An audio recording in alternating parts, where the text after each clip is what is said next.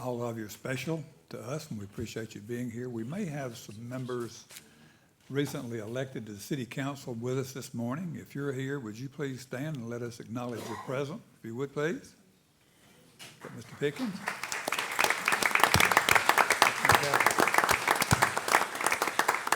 Thank you all for being here. We'll call the June 4th, 2019 meeting of the Jackson City Council to order, and we're going to ask Councilmember Ross Pretty to lead us in invocation and pledge. If you would, please rise. Please pray with me. Father, we thank you for today, and thank you for the opportunity to gather here together and work to make Jackson the best that she can be. Thank you for how you have blessed us, and we ask that you would continue to watch over us and give us wisdom, especially with a new group and administration coming in. We ask for guidance and wisdom there, and we ask that you would continue to bless those council members and mayor going on to new endeavors. We can't do any of this without your guidance, and so we ask that you provide that and give us wisdom in doing so. In Jesus' name, amen. Amen. Pledge allegiance to the flag of the United States of America and to the republic for which it stands, one nation, under God, indivisible, with liberty and justice for all.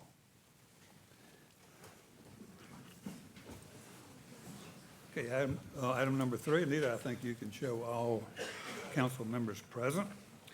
Item 4 is the approval of the minutes of the May 7th, 2019 and May 21st, 2019 City Council meeting.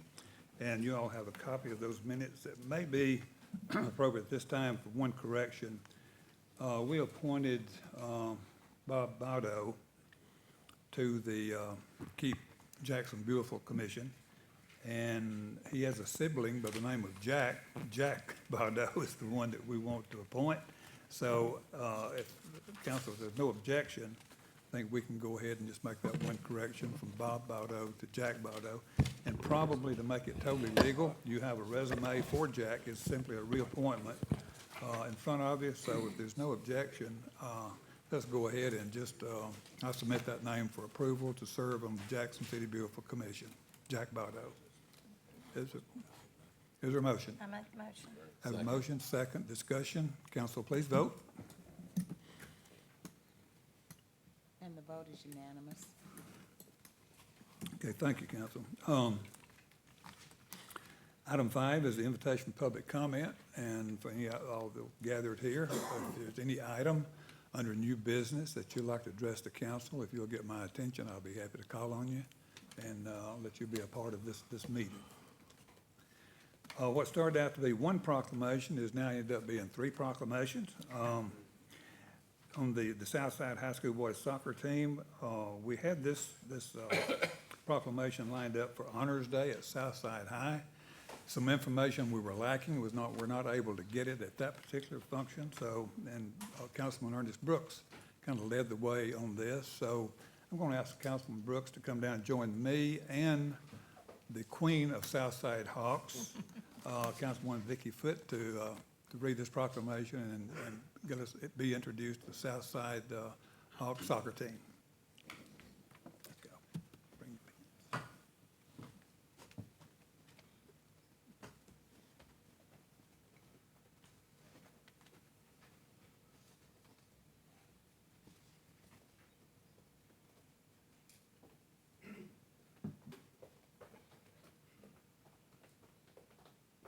Ask Councilman Brooks to read the proclamation and Councilwoman Vicki Foote to present the lapel pins to the members of the boys soccer team at Southside. So, Councilman Brooks. Thank you, Mayor and Council.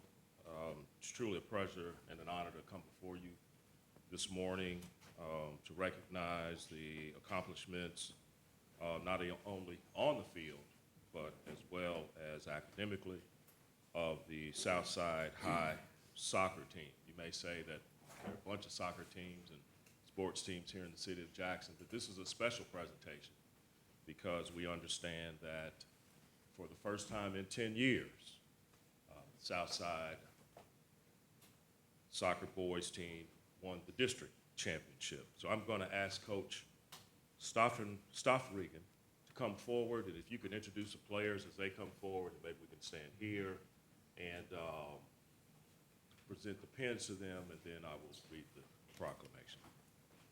Thank you, Coach.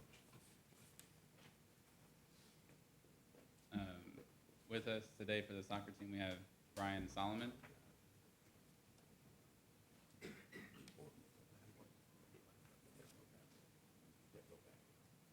Peyton Rogers. Cameron Griffith. Jason Green. Austin Sterling. Leonardo Mendez. Jaden DeGroat. And Isaiah Ugda.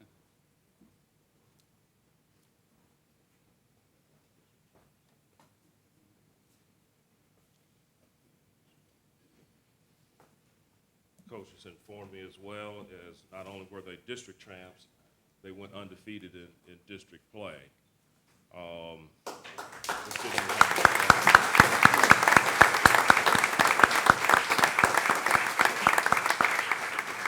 And I didn't play soccer as a young boy, but they have the soccer hair.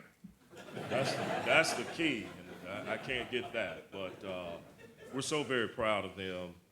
And we want to celebrate. So many times we concentrate on what's negative, but today we're celebrating what's positive and championing our progress in our public school system. So let's give these young men, the coaches, are there any parents here with them? That's so important because they got to get there some way because many of them can't drive. Stand up, Mom. I know you got your camera and she's videoing. Let's give the parents a round of applause.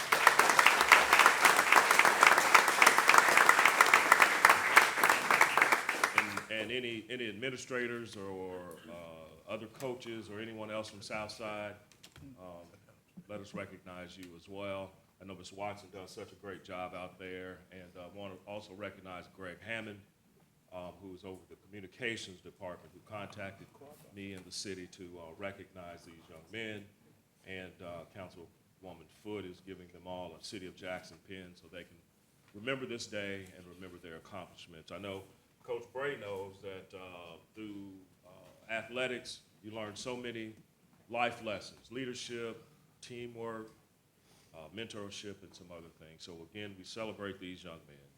Proclamation reads as follows. Whereas the Southside High School boys soccer team 2019 scored a perfect 6-0 district playing record during the season, and whereas they scored 22 goals in district play, with wins over Chester County, Lexington, McNary, Liberty, Northside, and Hardin County. And whereas the coach was named 2000 District 13 AA Coach of the Year. He is in his 4th season coaching at Southside High School. And whereas the Hawks were led by 7 seniors in the season, Jaden DeGroat, Frazier Ellison, John Green, Leonardo Mendez, Luis Santos, Austin Sterling, and Isaiah Ugda. Whereas Mr. Mendez was also named the district offensive MVP, led the team in scoring with 17 goals, and Jaden DeGroat provided 12 goals in the regular season.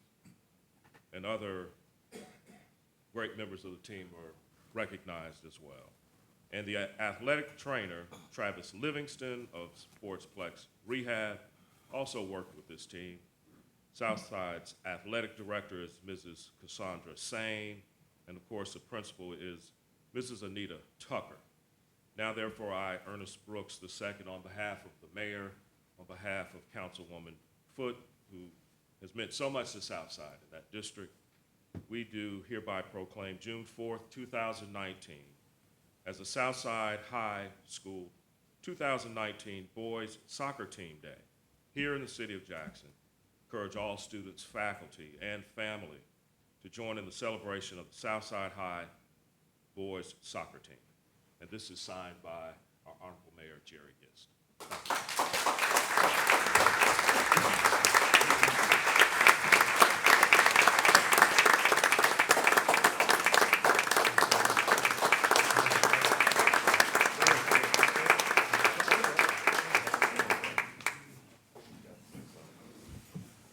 Thank you for the recognition. We've had several years where we've been building and growing, and we had all that come together this year for a really amazing season, the best one that we've had in recorded history as far as we can tell. We made a lot of firsts this year. We've come a long way, and we had a lot of good seniors that helped build this program up over the last several years, and we're gonna keep building from here and keep moving on. So thank you for this recognition and honor.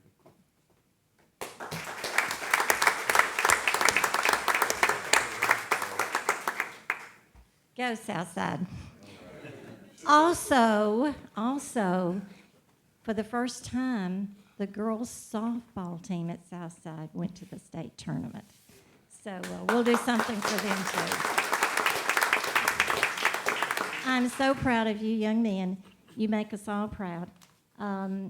Soccer is something that's becoming so popular now, and I'm just so proud that you have stuck with it through hard times, and you're winners now, you're champions. So good luck to you in the future. Thank you.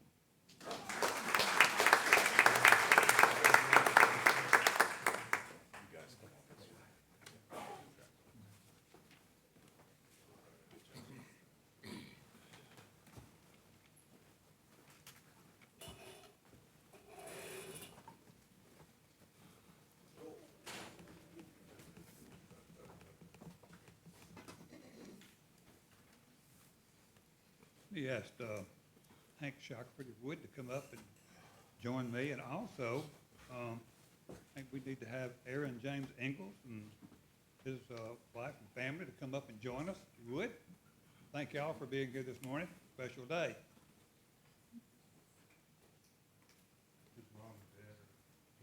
Right. Yeah, come on up. Any of the family members, come on up and join us.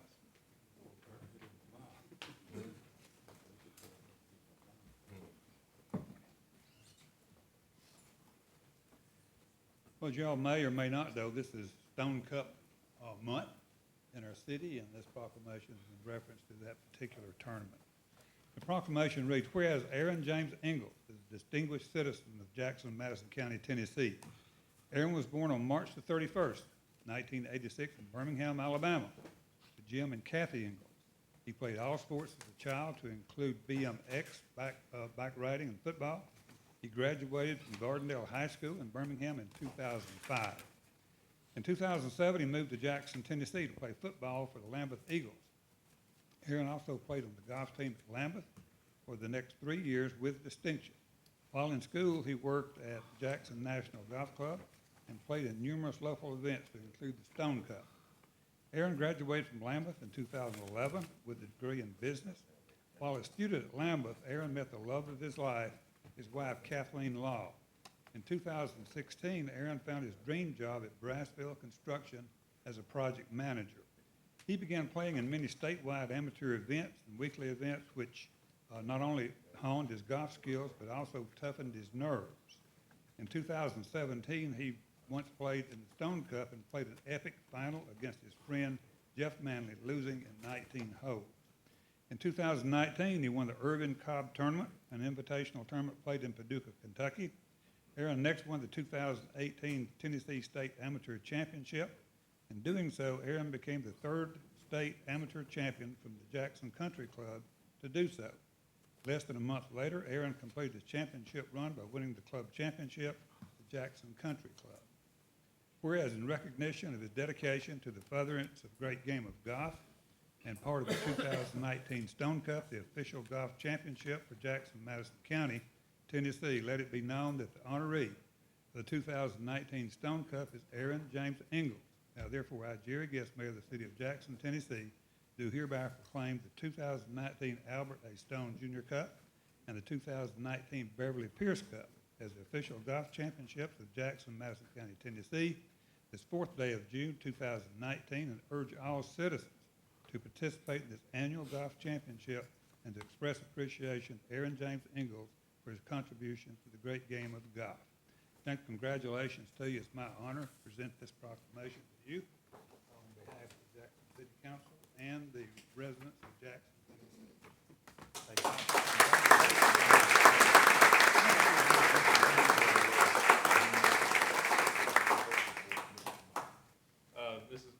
wife Kathleen, my mother Kathy, and my father James. Thank you, Hank. When I moved to Jackson, Hank was one of the first people that I met. He helped me get a job at the golf course where I got to practice. So golf's meant a whole lot to me. Like over the past 13 years, my life's changed dramatically all through golf. And this is a great honor. I appreciate it. Thank you very much.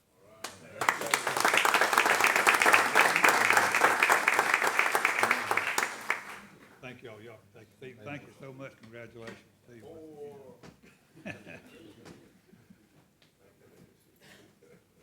Okay, the next proclamation we have is a special proclamation because it involves one of our staff members who works for the city. And let me call up Sharon Smith. You would, Sharon, come up and join me? And don't stand behind the podium because they can't see you. Stand there.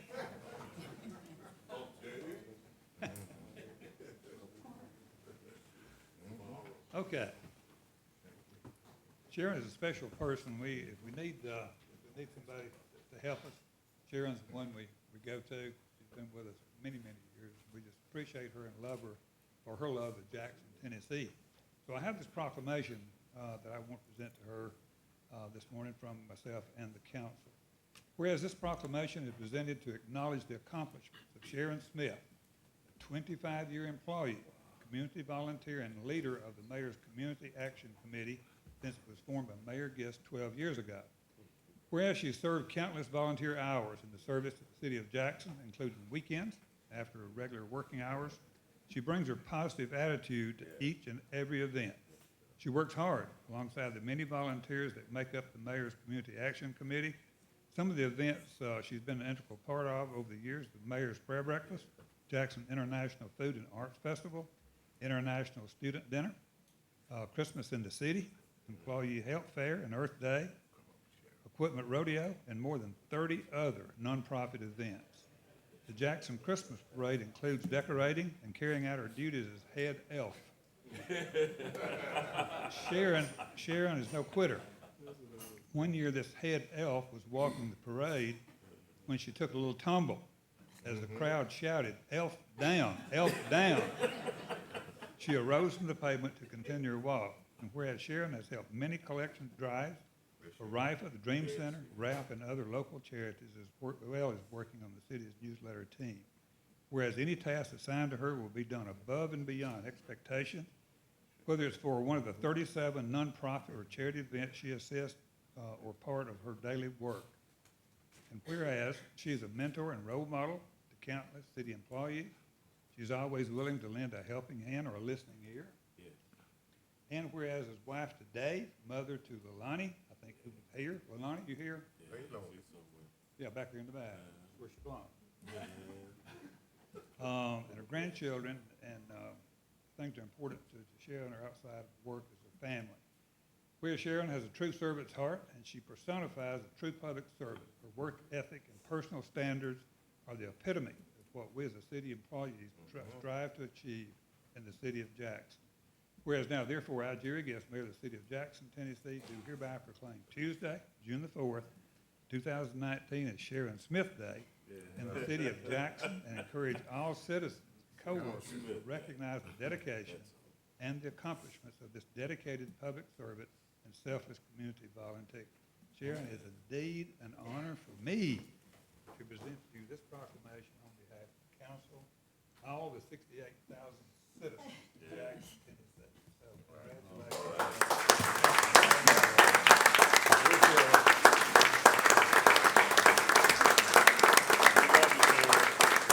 We love you.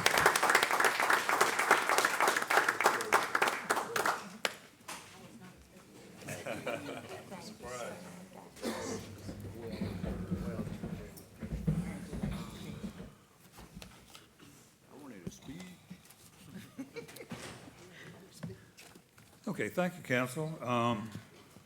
Item 7, we have no recognitions this morning. We have first readings. We have none of those, thankfully. And the second readings, we have a couple. Approval of the FY20 budget ordinance. There being no changes made from the special call meeting May the 21st, hearing and resulting 7 in favor and 2 opposing votes. So Al, leave it up to you. The Yes. second reading. That basically says it all. There were no changes made in the minutes of the meeting. In the interim, I did answer Randy Wallace, Councilman Wallace's questions, and copied everyone here. And so we're looking at a budget ordinance, and I'll just recap in a very short, concise way. The mayor had intended to do a continuing budget, and the Tennessee Code allows us to do that, a continuation. But the state comptroller objected, and he has the right to control, since he writes those TCA codes for the budgets and other financial areas. So we put together a budget with just the exceptions, and we went through that last time, that we knew needed to be recognized. And we came up with only a 0.12% increase in revenues, basically because of the actions taken by West Tennessee Healthcare in the Tenova acquisition and their legacy properties that were taken off the books, even though they did extend their donation, which is basically in lieu of tax. It's a tax equivalent by $500,000. So the net result for us was about a $300,000 plus loss in revenue. For the county, it's even more. It's about $400,000. Then I went through the whole revenues where we were trending as of the first 10 months and changed accordingly. And in the expense column, if you remember, we basically had 4 or 5 items to look at. On the plus side, we were able to take out the Short Street payoff and the election expense and the reappraisal costs for about $1 million plus our reduction in expense. And on the negative side, we know that we're liable for step increases in the police department. We were under budgeted in our ADA, which is a commitment, a 3-year-old commitment, so we're 17 years into the 20-year commitment at $500,000 a year, basically for curb cuts and other street curbing, sidewalk situations. So I added $245,000 there. And stormwater operations, we've talked about many, many times, are running over budget. So I increased the expense there, decreased there, and we already talked about the effect of the West Tennessee Healthcare actions with Tenova and their legacy properties, a reduction of $812,000 in revenue, somewhat offset by an increase in their $500,000, they call it return on asset distribution. It is really a tax a tax equivalent payment in lieu of tax. So those were the changes made. To my knowledge, there were no other suggestions made at that meeting. Late yesterday, Councilman Brooks did ask for a accountability and on grants and donations. We have 2 accounts. One of them is the 720 account, and now I don't have FY20 columns on here, but you have to understand what I made clear to Ernest, because his question was, are we going forth with the same budget? So the FY19 budget was $446,000. $346,000 of that was designated, and you can see those in yellow. And then the mayor has a designated column that was was budgeted at 100,000, where he, as he's requested throughout the year, some he returns down to us to pay, and others, I guess, are rejected. But that has not changed, Ernest. That is the same. Now, the other account,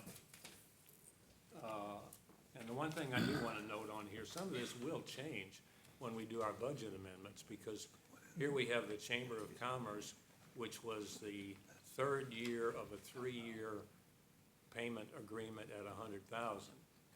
So I'm not here to say what's going to happen to that, but the new mayor and administration and those of you who are remaining will make decisions accordingly as to whether we keep these designated items or we change them. We also have what's called the 767 account, which are the more standard ones that have legacy organizations that have been around for years and have been a very important part of our community. So the FY19 budget of $275,000 right now remains the same. It can, as I said before, be changed when we do our budget amendments. Okay, council, we need a motion and a second, then we'll continue discussion if we like. This is an ordinance on second reading. Council has approved this ordinance on first reading. Is there a motion for approval? So moved. Have a motion and a second. Now we can have discussion. Any questions of council on the, I did have just one question, Mayor. This is just kind of for a record out.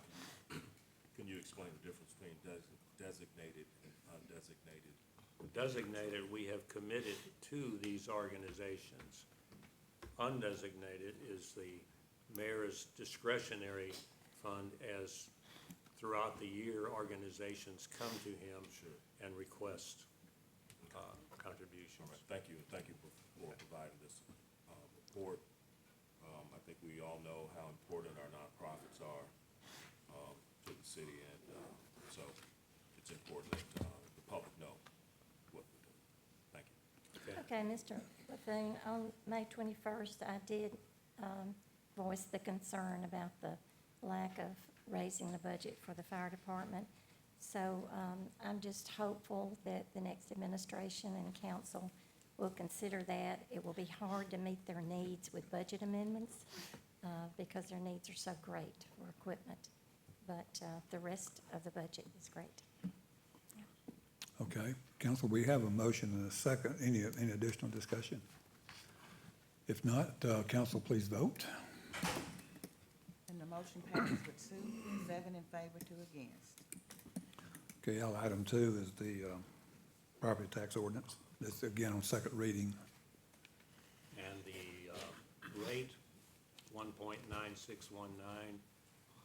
did not change from the prior year. The split changed a little bit. When I showed our pie charts, we're still trying to take about $1.2 million to $1.3 million to resurfacing, so that we have a funding source not totally dependent upon borrowing money for our street resurfacing. Move to adopt the ordinance. Okay, we have a motion and a Second. second. Discussion from council. Council, please vote. And the vote is unanimous. Okay, thank you. Before I go to item 3, we have a special guest with us today, all the way, I think, from East Tennessee. She served this city and the chamber well over the years. She is back visiting with us today, and we're so glad to see her. Ms. Shirley Jones. Shirley, would you stand? We call her Mama.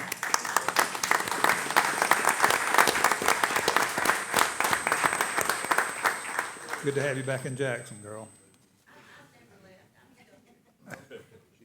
Good. Okay, item 3 is consideration of ordinance to amend the animal control ordinance for the city of Jackson, Tennessee. Again, this is an ordinance on second reading. Is there a motion? Have a motion? Is there a second? Second. Have a second. Discussion? Council, please vote. And the motion passes 7 in favor, 2 against.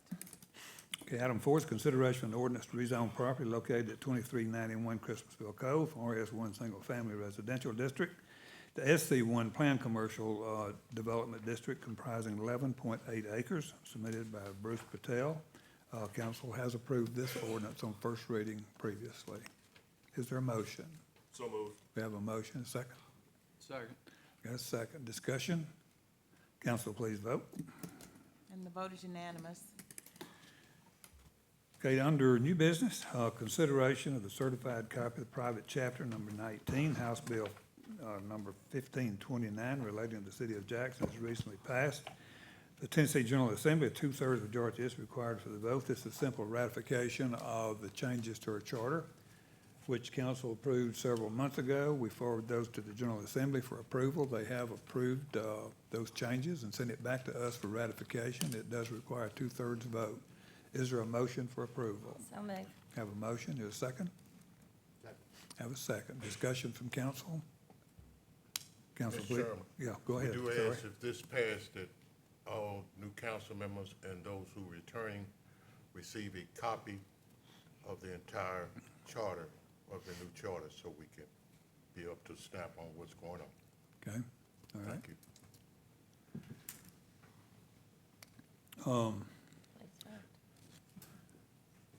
Any other comments? Any other council? Yes. I will point out, a copy of that charter is online, ready, should rest. Yeah, but I want to see each council member have a copy, and we're looking forward to some things that we're going to be discussing. Okay, we will get a hard copy in their hands. Council, please vote. And the vote is unanimous. Okay, item 2 is from the last meeting, we had a consideration of a resolution by the city of Jackson encouraging the new city council and city staff to pursue various sources of funding for forthcoming capital budget. And that is a resolution for council based on the request from previous meeting. Is there a motion? So moved. Okay, we have a motion and a second. Discussion. Council, please vote.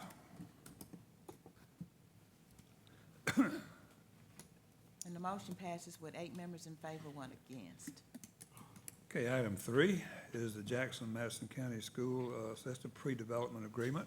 Lewis, if you'll come and help with that. Now, let me call Hal Crocker up, if he's here, or Vicky Lake, perhaps maybe both of them, come up and answer any questions relative to our pre-development agreement. You remember we approved a resolution to join the county in construction of 2 new schools, and ours is Madison Academic, and this particular pre-development agreement is consistent with that approval of council. So, Lewis? We've looked at it from a legal standpoint, just what we're obligated to, and our obligations are the same. This is just simply stating that if for some reason the project did not go to completion, that the developers would be able to get pre-development cost reimbursed. We can't hear you. That's unusual.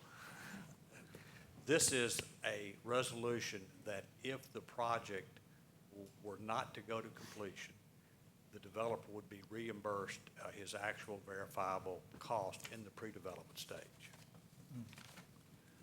And that cost will be shared by all 3 entities Right. involved. City- It would be the the city- school board and the county commission and the city. Would be shared 3 ways between the school system, the county, and the city.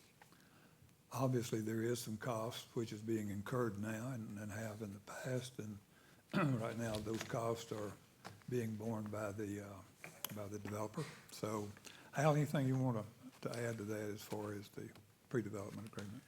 Well, it is a transparent process, and as such, we just like to advise our partners involved in the project as expenses are incurred in the process that we're making. So this is nothing different than what you've already agreed to in resolution. We're just advising you that we're moving the project forward, and it's incurring some costs. And it's an affirmation, considering some issues that have arisen over the last 3 or 4 months, that everybody's still on board. Go ahead. Okay, Mr. Chairman, Go ahead, with Councilman. respect to the one that the council passed, the building of Madison, and as it relates to Well, Jackson. and it is as somewhat more- relates to Jackson Central Mary, And that's, Tell us about the 22 million, 11 million, and the Well- private partner. when the public-private. Go resolution ahead. was passed, when the resolution was passed by the city council and by the county commission, and essentially, it was a proposal, that began at the school board. All three parties had specific things that they wanted to make sure were included in the project. So it's an arrangement where all parties, including the CRA, have obligations to meet. The pre-development agreement simply reemphasizes all of those particular issues, in particular that Madison County is obliged to pay for the JCM rebuild, and the city of Jackson is paying for the Madison Academic. It's all one project. There is no way for any portion of the project not to be done according to the agreement, and it just spells out those things very specifically.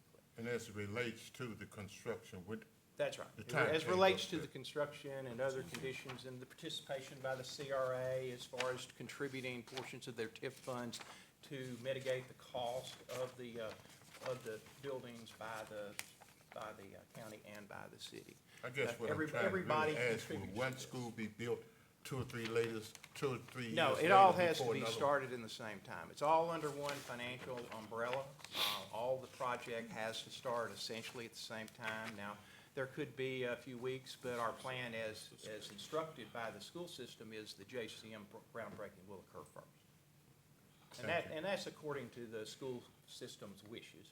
And it's also because certain portions of that job are easier to start because we are utilizing some portion of the existing building, so considering weather conditions and where we are in design. So we've already advanced the design in the JCM beyond at a higher level of completion than the Madison Academic at this point in time. Thank you. Lewis, again, what are those three entities? The city, the county, and, And the school board. okay. So then, actually, the county would be assuming 2/3 if this doesn't go through, Right. and we would be assuming 1/3. If it does go through, we're back to half the city pays and half the county pays. Actually, I Correct? think it's. No, that's not correct. Roughly Okay, one-third. okay. Not correct. The Okay. school board would be obligated to pay their third out of their general operating fund. Okay. That, okay. and the county requested that because they wanted to make sure that it was in all parties' interest that we work together to bring this about to a closing, and so everybody would have some skin in the game. And they didn't want the school board to be able to, well, they just wanted the school board to be as committed as they were. So again, the school board then would assume 1/3, the county would assume 1/3, and we would assume 1/3, okay. Where the But school if it board goes gonna get this through, money? we're back to half and half. That's where I'm wrong, is that what That's you're correct.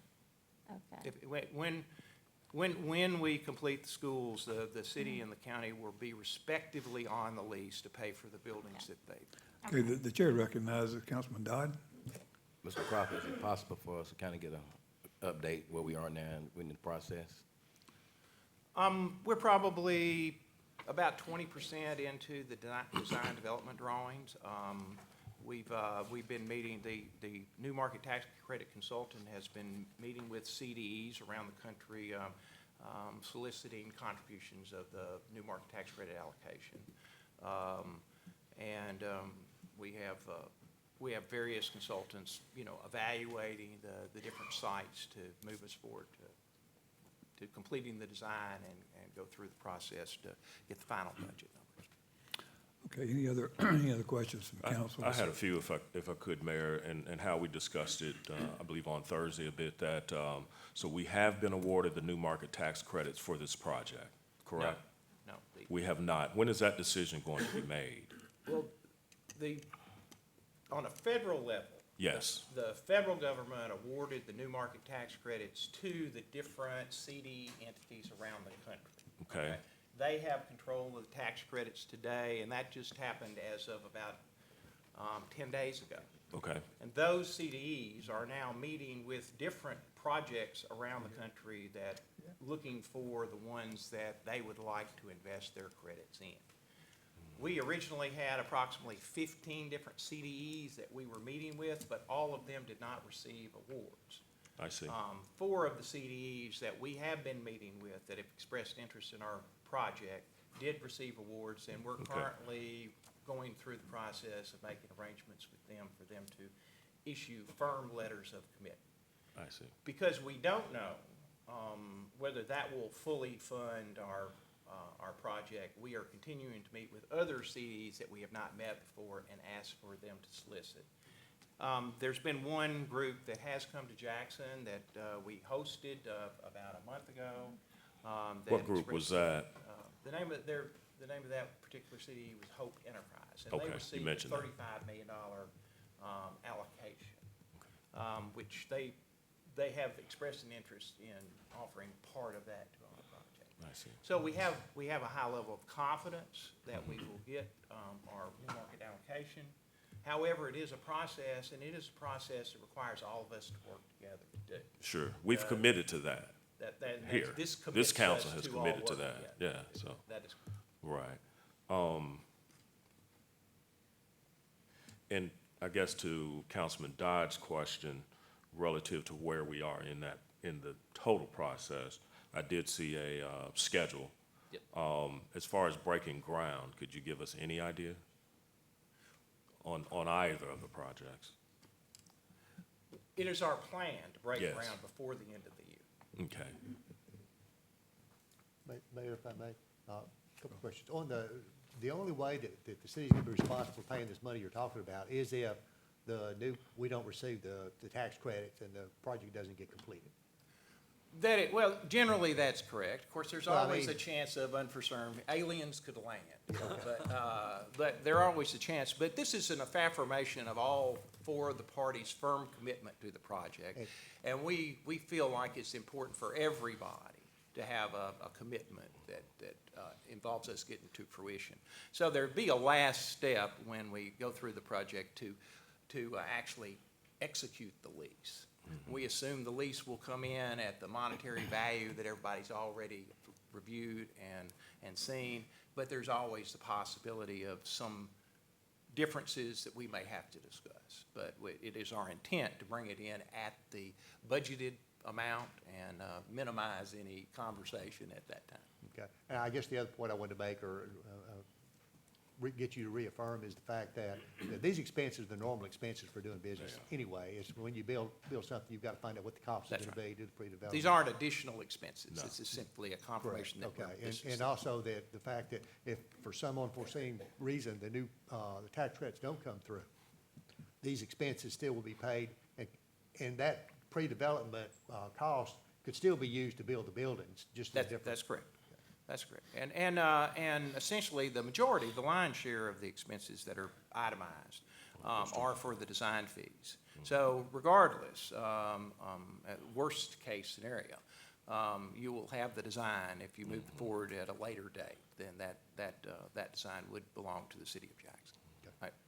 Thank you. And how In the the other worst-case entities, scenario, go ahead, Ross, you can go ahead. On this chart here on the pre-development budget, where we've got kind of the 2 million total, and then it's broken down with JCM and Madison. And again, worst-case scenario, if it all fell apart, we're saying the city would be on the hook for the 760,000 number, or is it broken down differently?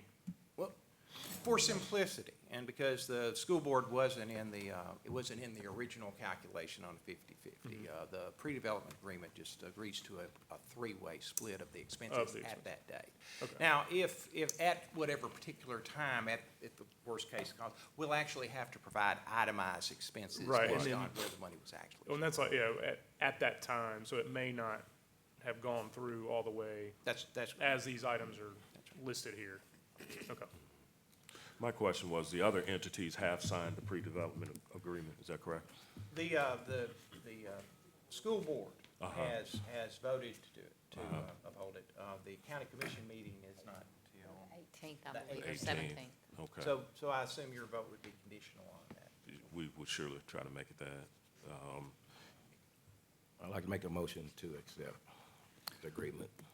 Okay, we have a motion to approve. Is there a second? Second. Okay, we have a second. Any discussion from council? Is this vote to simply be on the hook for a third if something happens? What are we voting on Basically, exactly? that's it. Is that, that's it, isn't it? That we will accept a third of the cost if it falls through, correct? Okay. And Mayor, I'd like to make a conditional on the Sure. county commission vote. Okay, you have a motion to approve with the condition that the county commission approves the same document. Any additional comments from council? Any questions? Council, please vote. And the motion passes with 8 members in favor, 1 against.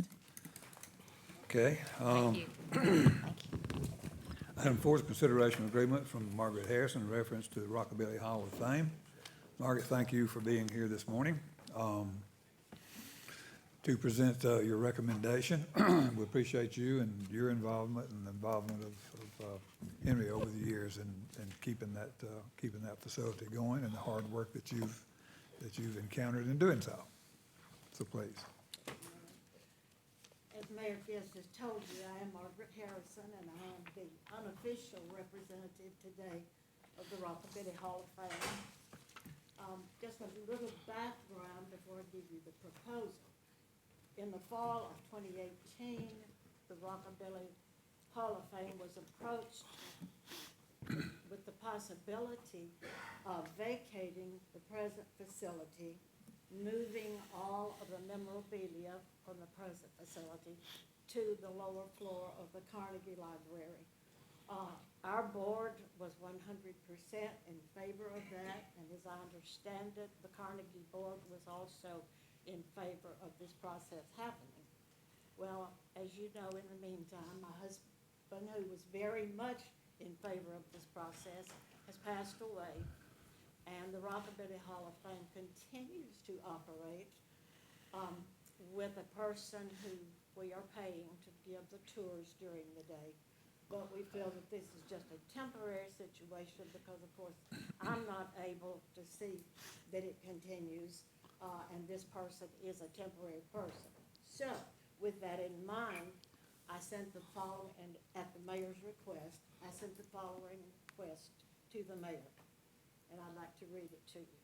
It is my desire, as it was Henry's, for the city of Jackson to take over and continue to maintain the International Rockabilly Hall of Fame. Therefore, to do this, it is my understanding that it can happen with the following acts by the city council. There is presently a $15,000 line of credit which was used to keep the museum open during the lean months. There is presently $12,000 owed on that line of credit. I am asking the city to pay this off to obtain ownership of the Hall of Fame. I'm also asking the city attorney to resolve the 5013C. And thirdly, I am asking for a resolution letter dealing with passing the memorabilia on to the city to be displayed at the Carnegie. I would ask for assistance in determining what memorabilia should be included in the Carnegie display. And as for the actual physical moving, I personally cannot assume responsibility for that. It must be done by personnel with expertise and equipment. Ma'am, can you speak into the mic over here? We're having trouble getting you. Okay, I'm sorry. Do I need to repeat some of that? I don't think Now, we No, are, we thank heard you, it. Margaret, thank you. Basically, that's what I'm asking the city, I would like to present it to the city with Henry's blessing and asking the city to resolve the $12,000 line of credit debt, and knowing that the contents of the museum are much more valuable than the $12,000 that is owed on the line of credit at this time. Okay, Mr. thank- Chairman, move to adopt agreement Second. from Mrs. Henry, before we Margaret do, Harrison.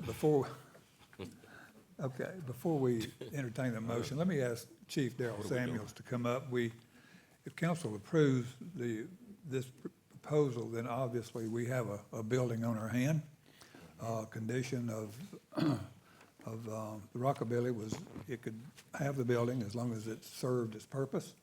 And once it was dissolved or ceased to exist, the building would revert back to the city. So I'm going to, at this point, Darrell, if you would just briefly indicate to the council what the future plans would be and what the fire department would like to do. With that, remember, the building used to be an old fire station downtown, one of the very first in our city. So with that, Darrell, could you please? Thank you, Mayor and members of the City Council. Good morning. Good morning. The City of Jackson is honored to take ownership of the former Fire Station Number 1. It's located at 105 North Church Street. As far back as the late 1800s, this building housed city government as well as the fire department with fire equipment. The original building served as a combined city hall, jail, police, and fire station. Our vision is to develop a fire museum on the street level. It will serve a dual purpose. We will move our fire safety and fire alive house from our North Canalco location to the 105 Church Street location. Upon completion of renovations, the Fire Museum will display a chronological history of the Jackson Fire Department from its beginnings in the 1800s through 2019 and beyond. We will have fire-related artifacts, vintage apparatus will be displayed. The Life Safety House will introduce children and adults to interactive fire prevention and fire safety education programs in a classroom setting. Restoration of the building, we would have to go in and make sure that we can, we will bring it up to code. And after this is accomplished, we will pursue alternate funding sources in the forms of grants, fundraising, to operate the museum as a nonprofit. And we already have commitments from our retired firefighters. Chief Morgan is here with me, that will volunteer their time to staff the museum. Thank you for your Okay, consideration. thank you, Chief. Any questions of the council while we have the chief? Go ahead, please. Yes, Mayor, if I may, and thank you very much, Ms. Harrison, for your vision, and thank you for your proposal. I appreciate you reading it to us. I would love to have a copy of it, and to know exactly what we're doing. I think you mentioned 3 things that are paramount in what you want to do, but Council and Mayor, we don't have that in front of us. We don't have our chief's, his comments and what he just spoke to us about relative to the fire department taking over that building.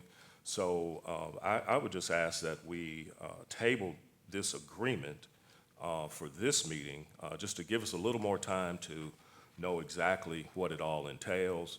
I surely don't anticipate us possibly not doing this, but I think we owe it to the citizens and owe it to our constituents to know exactly what we're doing here.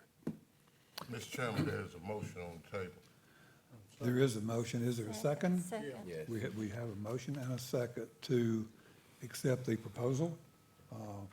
Ms. Margaret, is that it? Okay, any discussion? Mayor, I'd like to, I have a tendency to agree with Councilman Brooks. I think we've got, we're talking about restoration costs for the building, maintenance costs, annual administration. I think that's something we need to have a little more detail on before we approve. I don't foresee a problem with taking over the contents of the building and moving them to Carnegie, but we probably need a written agreement for and our attorneys to review that to make sure, particularly when we're paying off the lien on the building. So Louis, agree with Councilman anything you Brooks. wanna I'd like add? to see us wait until I would agree. No, okay. I think we've got to express all our thanks for what Henry Harrison did. Yes. Absolutely. He was a one-man show Yeah, you want? and did an outstanding job, and we certainly appreciate all he's done, and hopefully we'll recognize him within the building and so forth, because he wouldn't be there without Henry Harrison. Which I would add, I think is another reason that we need to seriously consider this and in order to honor him in the correct way and make sure that we do this correctly. Okay, we do have a motion and a second, that we adopt the proposal as submitted verbally by Ms. Margaret, and, move on from there. Any questions or any What comments from is council? exactly the motion What on ex- Go ahead and accept the proposal. the which proposal? Of fire station, museum, everything combined? Or And just what's paying- on the paper of Pay the considering? $12,000.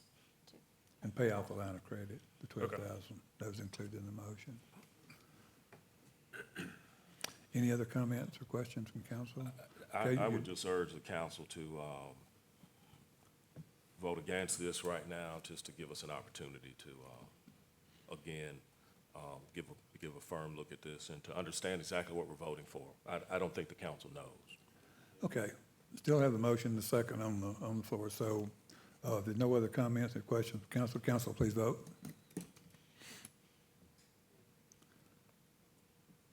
Motion passes 6-3. Okay, the motion's approved. Thank you, Ms. Margaret, for everything you've done.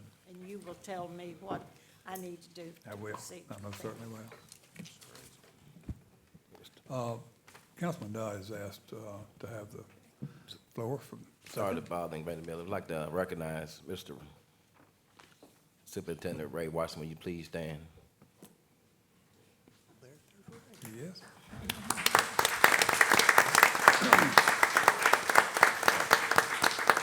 Congratulations, Ray.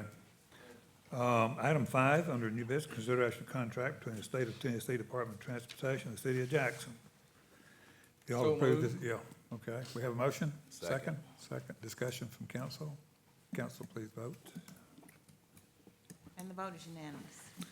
Okay, item 6 is approval of resolution of the annual action plan prepared by the Jackson Housing Authority for 2019, 2020. So moved. We have a motion for approval. Second. And a second. Discussion from council. Mayor, Yes. I guess there's nobody here to explain this to us. There she's Oh, Yeah, I think she, yeah, There she's she back is. there in the back. Yeah, come on up. And, I would like a brief overview before I approve. Sure, Correct. sure. Same as it was last year. Morning. Good morning. morning. How are y'all? Good, Great. thank you. Okay. Each year, we are required by HUD to submit an annual action plan as to how we anticipate spending our allocation of community development block grant and home funds, and how they relate to our goals and strategies, 5-year goals and strategies. This plan covers the period of July 1, 2019 to June 30th, 2020. The goals of our 5-year consolidated plan are improve quantity and quality of affordable housing, provide economic opportunities, provide suitable living environments, and expand the capacity of homeless providers. Our allocations from HUD this year in CDBG funds, we are receiving $526,940. And in home funds, we'll be receiving $294,460. For both grants, we did receive about a 3% or $15,000 decrease each, but that was due to HUD adding new entitlement cities nationwide. So as I was telling somebody, the pie stayed the same, but the slices got smaller. You all have a copy of the budget, so I won't be detailed unless you want me to.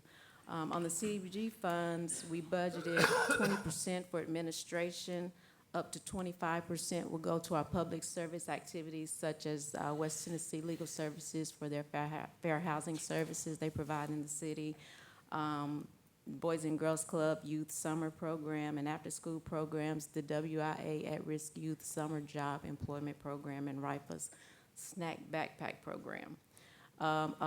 About 45% or $240,000 goes back to the repayment of the Section 108 loan. That's almost half of our CDBG funds. And the remaining balance of approximately $85,000 goes to housing repair activities. On the home funds, we budgeted 10% for administration and $125,000 to our CHODO agencies, which is General Affordable Housing and Southwest CDC, to provide acquisition and rehab of housing for rental and home buyers. And the balance of those home funds will be for target rehabilitation in the East Jackson or the neighborhood revitalization strategy area. Any questions on our plan? Basically, it's the same as it was last year with a 3% Same as it was decrease. last year. We basically try Thank to, you. since we don't get a substantial increase, we just try to maintain the projects and activities that we currently have. Thank you. The 108 loan repayments, is that for one project or several projects? That's the CRA District 1 and 2 activities. Mhm. Okay. Yeah. Okay, you have questions, council? Now, is there a motion for approval? Motion's on the table. Yeah, Motion's on second. the table, second. Okay, council, please vote. And the vote is unanimous. Thank you, Thank you. Tanya. Thank you. Item 7 is an update on internal controls. Ms. Bell?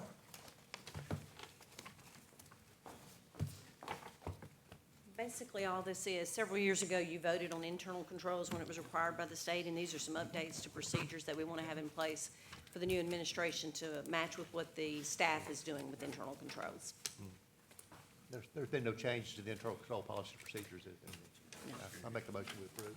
We have a motion, second. Discussion. Council, please vote. And the vote is unanimous. Thank you.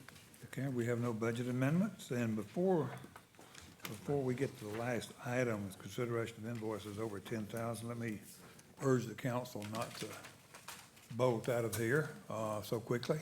Ms. Henning has a presentation to make our retiring members of the council. So if y'all will kindly keep your seat until I adjourn the meeting, it'd be most appreciated. Item 9 is consideration over invoices over $10,000. Is there approval? So moved. We got a motion, a second. Second. Discussion. Council, please vote. And the vote is unanimous. Okay, Ms. Henning is here, and remember, I have not adjourned the meeting yet, and she has a special presentation, and I have a special presentation. You know, she's in charge of all retirees who leave the city. It's up to her whether she approves it or denies it. But she does have a presentation, then I'll follow her with another one, okay? Council, just keep your seat for right now. Lee, hold on.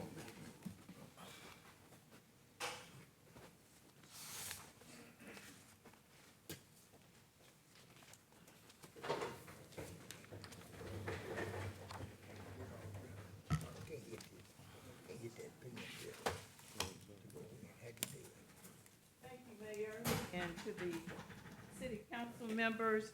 It is very befitting that we present retirement plaques to our retiring city council members. And the mayor asked me to do Dr. Bray's first. Okay.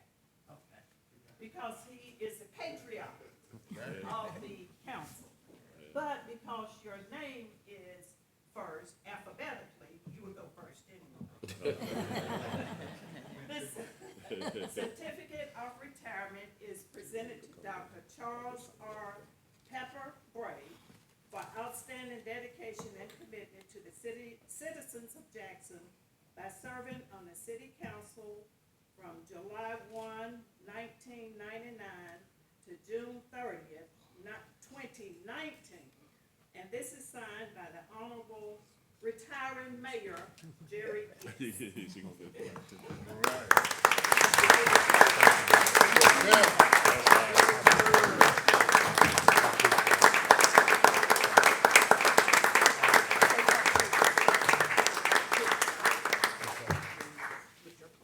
come down?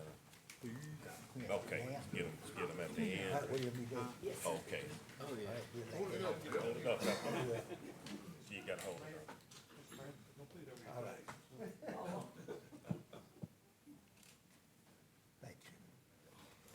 Thank you. Look at the key to the city. All right.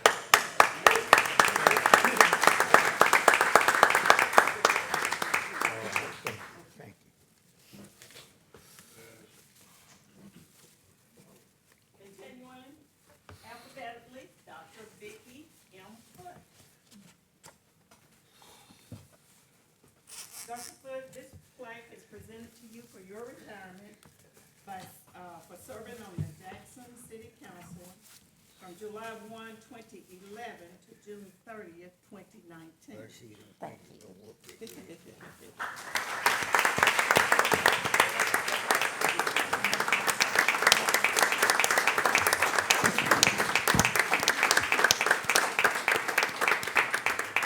Congratulations Thank to you. This is my 5th retirement.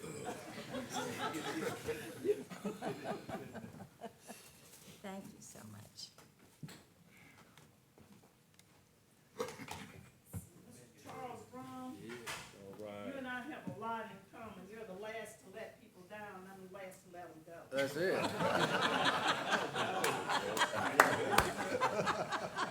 It works. It works. This is presented to you for your service on the Jackson City Council from July 1, 2003 to June 30th, 2019.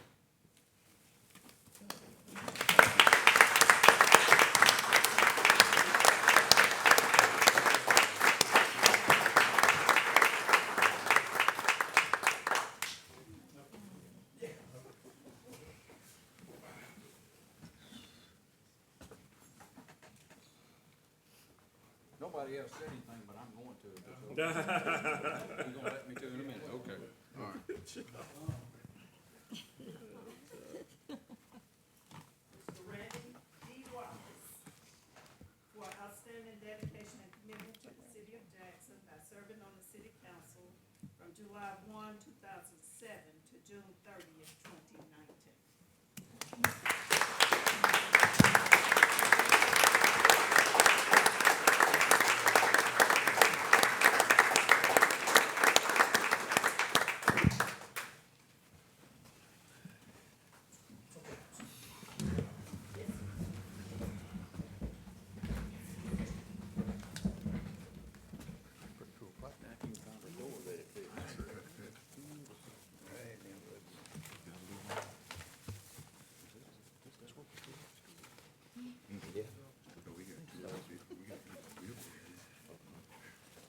Okay, council, this, I think this is what they commonly call a swan song, and we have approached this time. It's certainly been my honor and privilege to serve with this council, some of you for 12 years, some of you for a little less.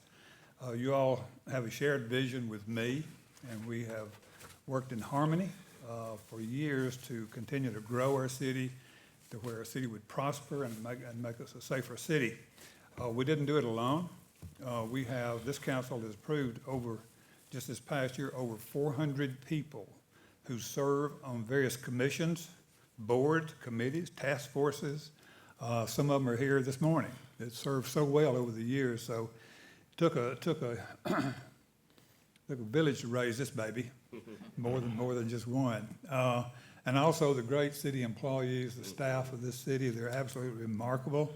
I have thoroughly enjoyed working with them. They're a bunch of hardworking, dedicated people who want to see this city continue to prosper and to grow. So it's been my honor to serve as your mayor, and I've been truly blessed. We have been truly blessed by God in the city over the years to be where we are today with unemployment as it is, being a safer city, continuing to grow and prosper. So that's important. And I appreciate this council, appreciate the honor and privilege of serving as your mayor. And I know we have some of our retiring council people who would like to make just a quick statement, starting with Councilman Bray, alphabetically. All right, this has been a 20-year job. I started out, one of my granddaughters was 3, and now she's 23, and it's kind of, I don't know, that's a pretty big jump. But I've really enjoyed being on the council. I think there's a good new man that's been elected, and I want to thank you all for everything you did for me, and everybody's hanging there and try to do the best that we possibly can do. Thank you.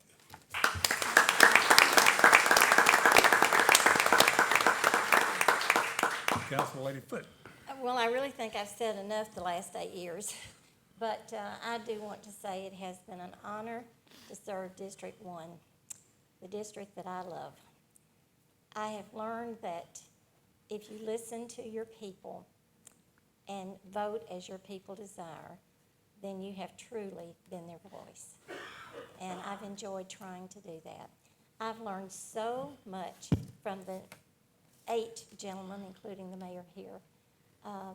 They have been wonderful to me.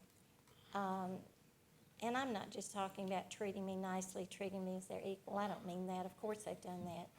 But every time I voted differently from one of them, they would come up to me and say, I get it. I know why you voted that way. I know you're listening to your people. You're doing the right thing. And I appreciate that. But I have learned a great deal from them.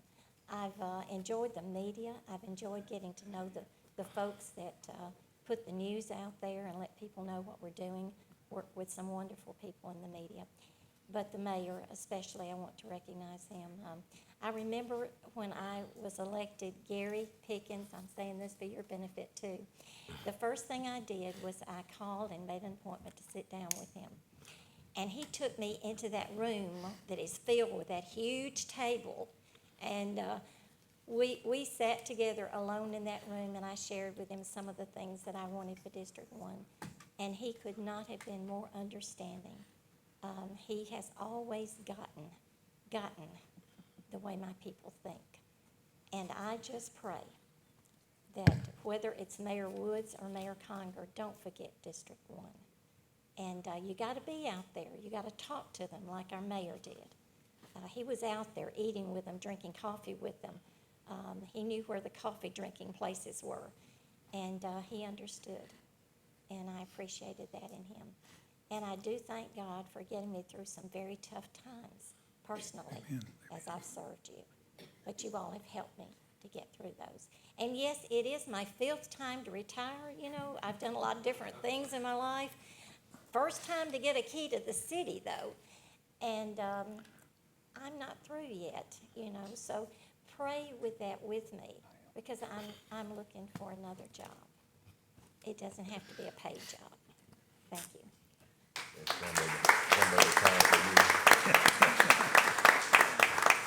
Councilman Ron. The last 16 years have truly been a wonderful experience for me. I have made so many new friends and met so many people. When I first took on this thought or endeavor back in '03, the wife was a little skeptical, but she did get on board, and without her and her love and support, I couldn't have done this. She is a beautiful woman, and I appreciate her and love her very much. All the employees, I certainly don't want to leave anybody out. You're all great, but I've got to mention one person, Anita Brooks. Anita she's fantastic. She has helped all of us as far as council is concerned. She's helped me as far as board members or board minutes and meetings, keeping me in line, reminding me where I'm supposed to be, when I'm supposed to be there. She's super. And Anita, I will truly miss you. Guys, it's been great. It has. Thank you. And Councilman Wallace. We can't leave till I'm done. Something have a long speech. I do want to thank all the fellow council persons over the years. We haven't always agreed on everything. We've always been civil to one another and understood why we voted differently. It's been a great council to serve on, and I really enjoyed my time serving. I'm going to miss some of it, and I'm not going to miss some of it also. I also want to reiterate what Charles said about the city employees. As a city councilman, we rely heavily on the city employees for gathering information and making decisions, those types of things. The city's got some great employees, so we appreciate that too. So thank you. Thank you, Mayor. Thank you, Councilman Wallace. Well, again, it has been an honor and a privilege, and I got the first lady in the family who served as a lot of encouragement and motivation to me. The first lady always served in a correcting and accountability partner, always correcting my course when it needed to be, and she did it quite often. So, but I appreciate her. And as we leave here, I want you all to know that God has certainly shown His favor on this city in many great ways. Meeting's adjourned. Very much.